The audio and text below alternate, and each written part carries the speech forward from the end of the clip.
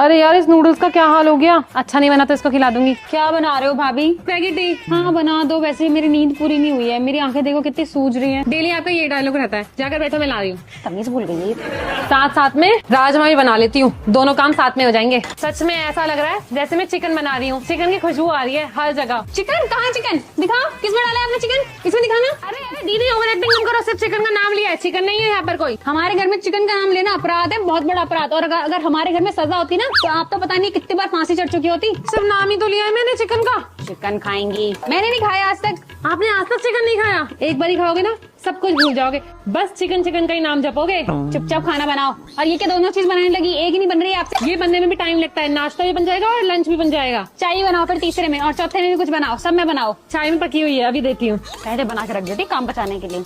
ऐसे बोल रहे जैसे कभी चिकन टेस्ट भी नहीं किया होगा, सूंघा भी नहीं होगा। स्कूल में लगता है खूब खाती होगी, अभी इसका जी भरा है।